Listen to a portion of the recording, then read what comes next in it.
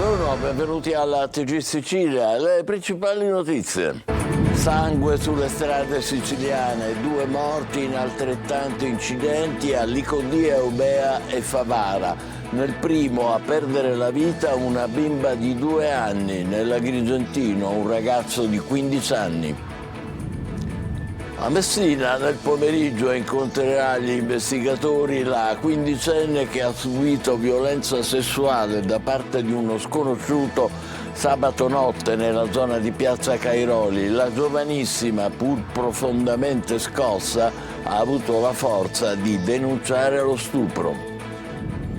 Vigili del fuoco ancora in azione nella zona industriale di Catania per completare lo spegnimento dell'incendio nell'azienda di recupero plastica e cartone. Per il rischio diossina attesi i risultati dei controlli dell'ARPA, l'Agenzia regionale per l'ambiente.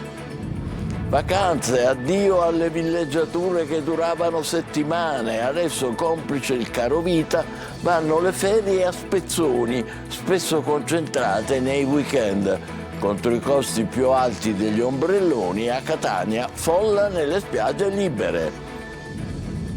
A Mondello, malgrado le resistenze, i tornelli installati nelle spiagge in concessione andranno rimossi. La vicenda è diventata un caso politico e ora Palermo conferma che sono abusivi. Catania, tra verde, arredo urbano e fontane che zampillano, debutta una bella piazza dove c'era il fatiscente edificio dell'ex ospedale Santa Marta. A Messina arrivano nuovi spettacoli al Teatro Vittorio Emanuele, il più antico di Sicilia, con Giovanni Anfuso, direttore artistico. A Marina di Modica emozioni, balli e cori accompagnano i The Colors in concerto.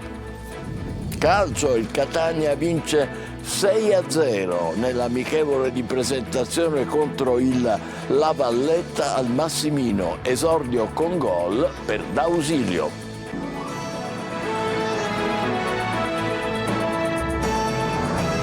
Trovati ancora sangue sulle strade siciliane, 2 i morti in altrettanti incidenti a Licodia, Eubea e a Favara, una bimba e un ragazzino. Orazio Longo.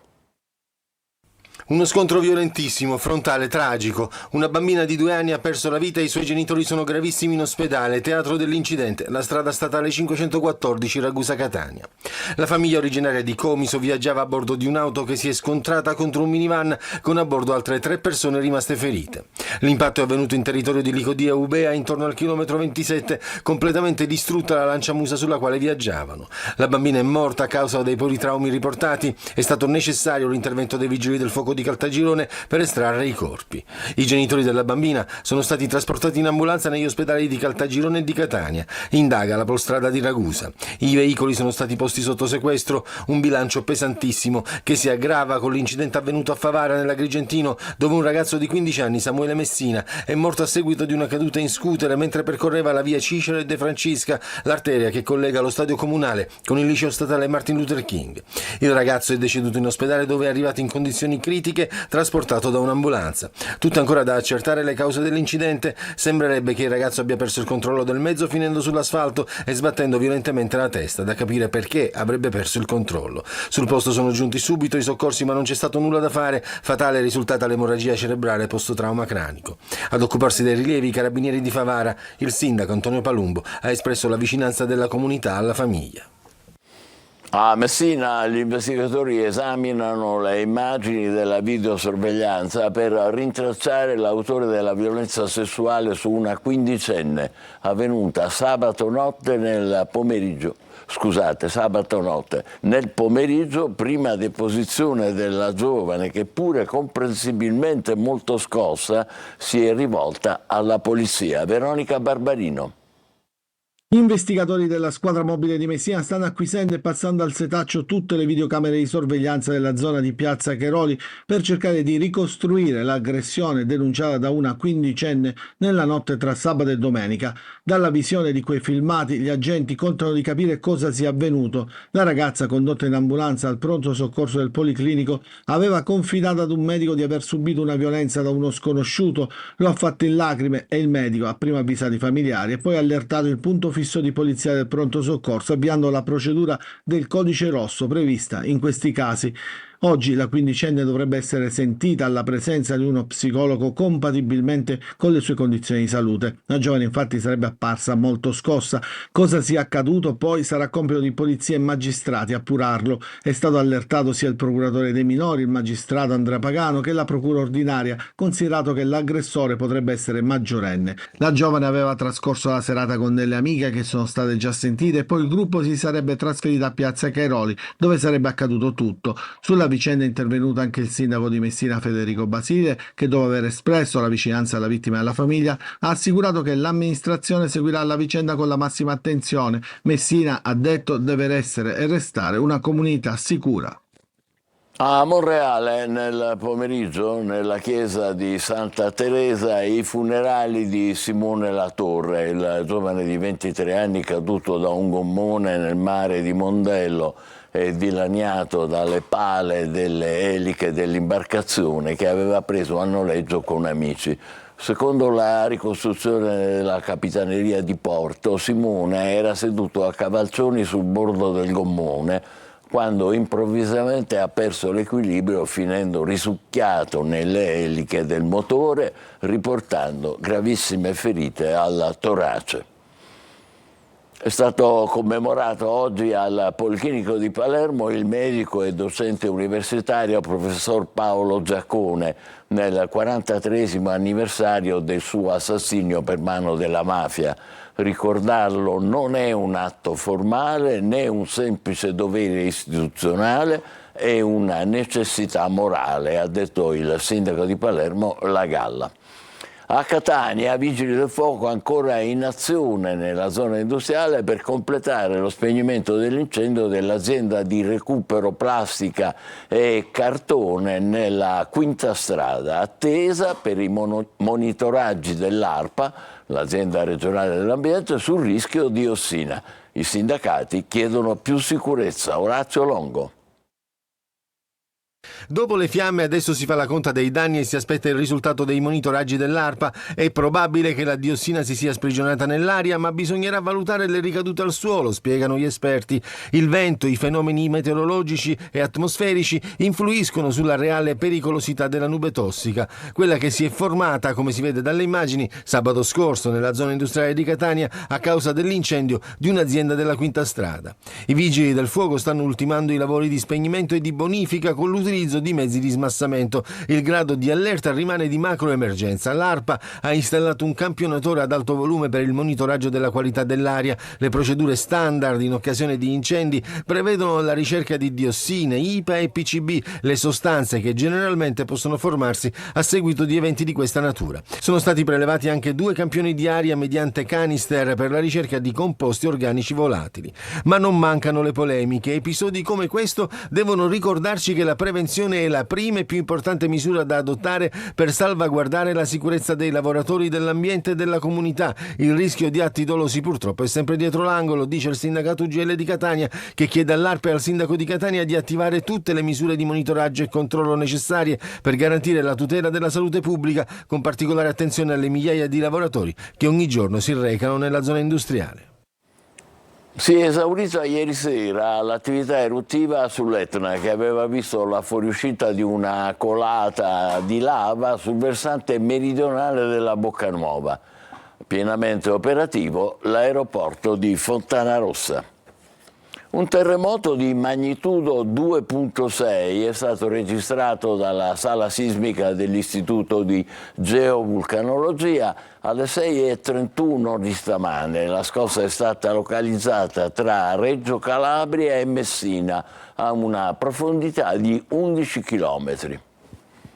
I finanzieri di Palermo, in collaborazione con gli agenti dell'Agenzia delle Dogane, hanno arrestato 2 romeni all'aeroporto Falcone Borsellino. In arrivo dall'estero avevano nei bagagli 64 kg di sigarette destinate al contrabbando. I 2 corrieri sono stati trasferiti nel carcere Pagliarelli.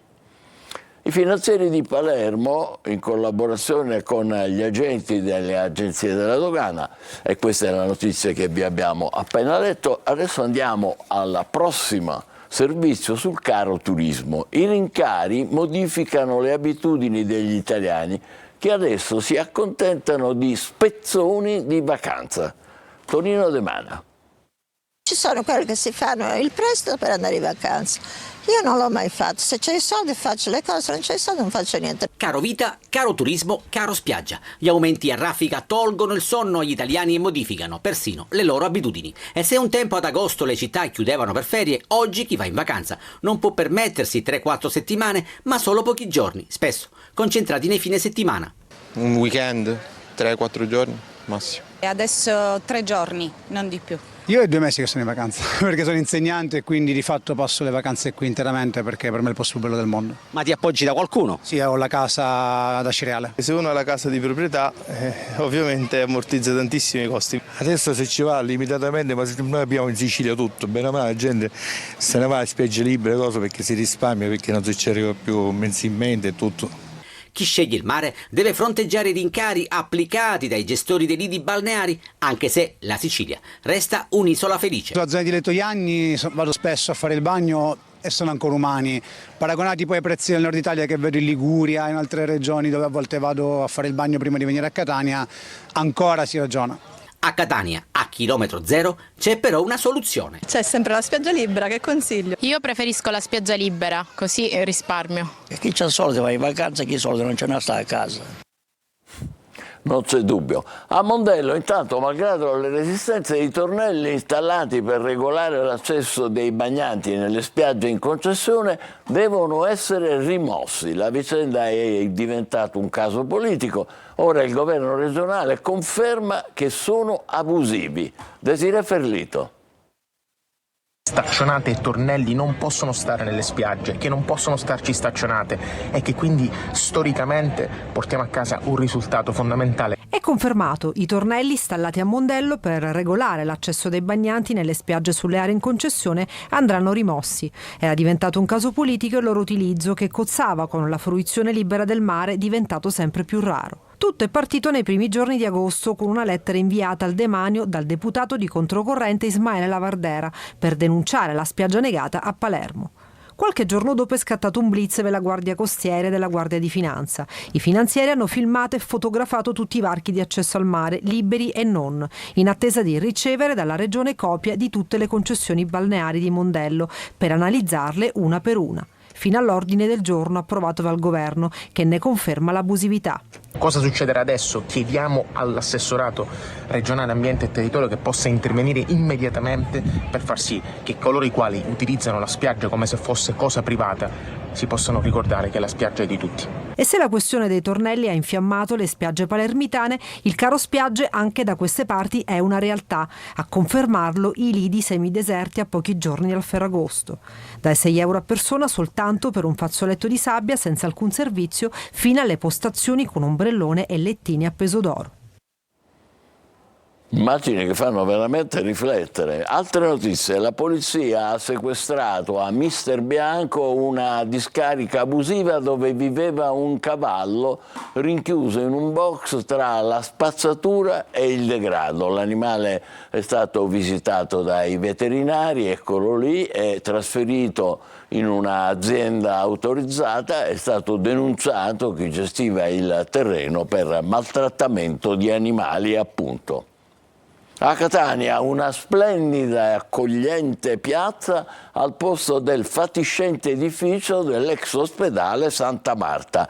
L'elogio della bellezza del ministro Musumeci e poi il sindaco trentino che dice: guardate com'era prima. Servizio di Tonino De Mana. Sguardi soddisfatti, quasi estasiati, occhi che brillano a testimonianza della bellezza che stanno osservando. Sono quelli del ministro alla protezione civile, all'epoca presidente della regione Nello Musumeci, che si è battuto per trasformare l'area dove sorgeva il vecchio plesso degli ospedali riuniti Santa Marta e Villahermosa nella piazza che vedete, con verde, arredo urbano e fontane che zampillano. È la prima opera di bonifica urbanistica, di riqualificazione urbanistica che viene compiuta a Catania, credo nell'ultimo mezzo secolo. Non posso che essere orgoglioso da uomo di governo e da catanese. La sua espressione guardando la piazza dice tutto. Sì, ma immaginate il primo giorno quando si è cominciato con l'escavatore a demolire l'edificio. Ma l'appetito viene mangiando? Non dimentichiamolo, siamo a 100 metri dall'istituendo Museo dell'Etna, altra opera che ho voluto nel dismesso ospedale Vittorio Emanuele.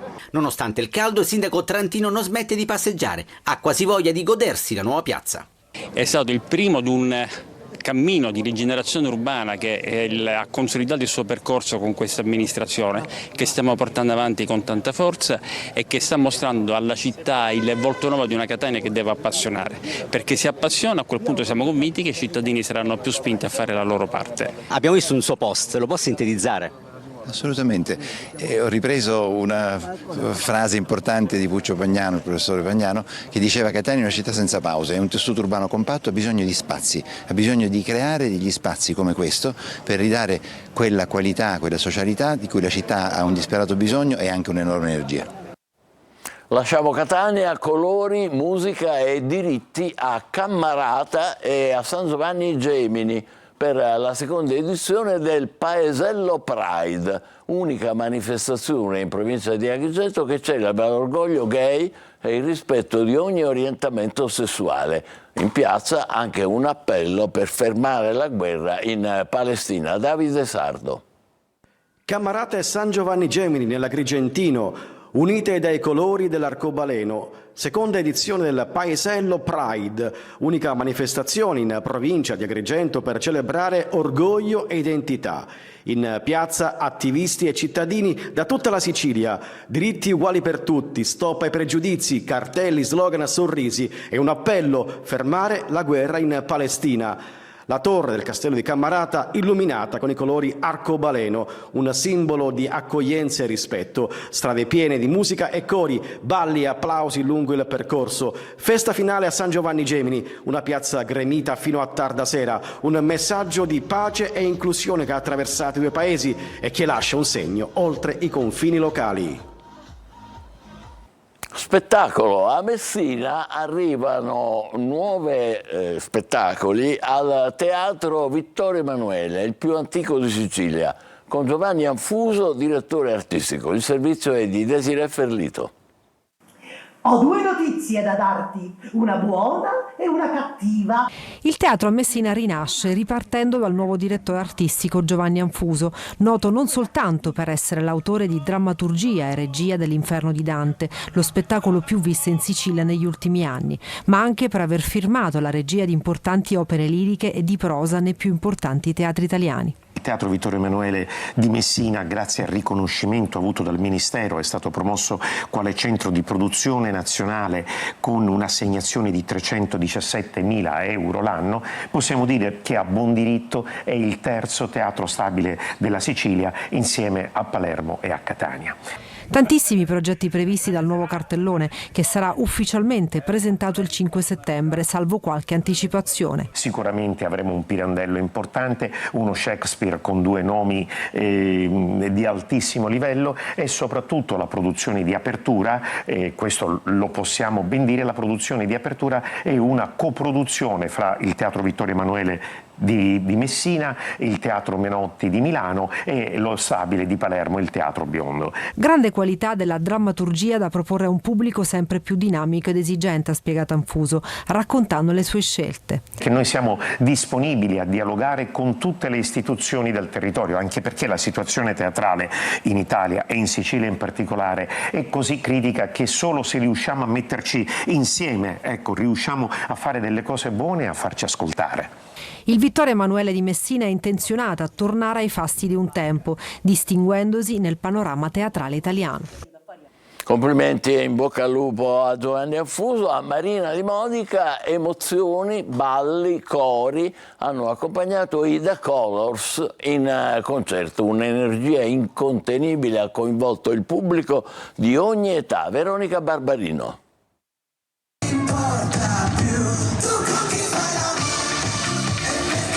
I cori hanno riempito l'aria, le luci, colorato la notte. Un numerosissimo pubblico di tutte le età a Marina di Modica ha accolto l'energia incontenibile dei The Colors.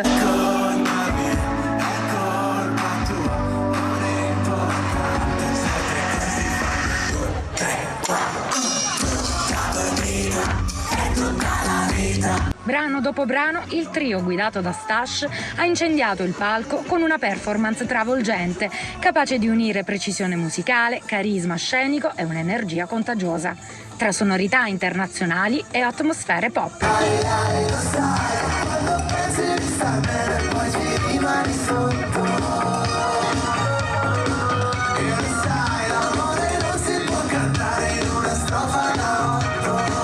Mani su per una grande festa a cielo aperto. I The Colors hanno trasformato un concerto in un vero e proprio abbraccio collettivo, salutando il pubblico con la promessa di tornare presto.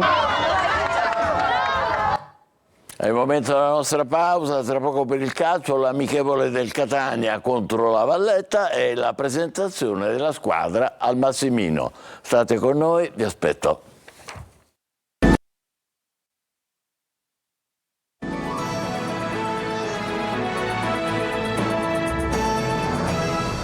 Si è conclusa con un 6-0 per il Catania, l'amichevole disputata al Massimino contro i maltesi del Valletta. Nel corso della serata è presentata la squadra e l'ultimo acquisto, Michele D'Ausilio. Sergio Colosi.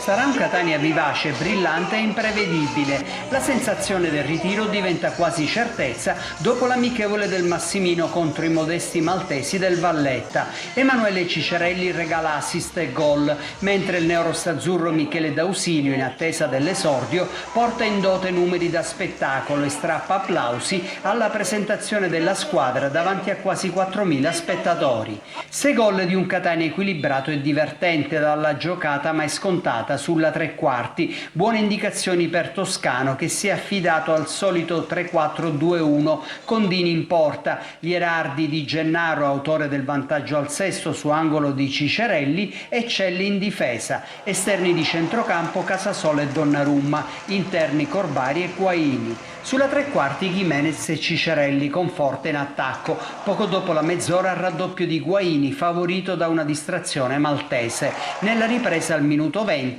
Donnarumma realizza il terzo centro. Il quarto al 27esimo porta la firma su punizione di un Cicerelli in forma campionato, motivato anche dal prolungamento contrattuale. Toscano opera alcuni cambi. Dalla panchina arrivano le risposte attese. D'Andrea prima e Lunetta dopo per il 6-0 finale. Applausi del pubblico in attesa dell'esordio in Coppa Italia a Crotone. La dirigenza sposta le attenzioni sul mercato. Una prima punta forte e alcune cessioni nell'agenda di Pastore. Noi ci fermiamo qui, grazie per averci seguito. Appuntamento per altre notizie alle 20. Buon pomeriggio.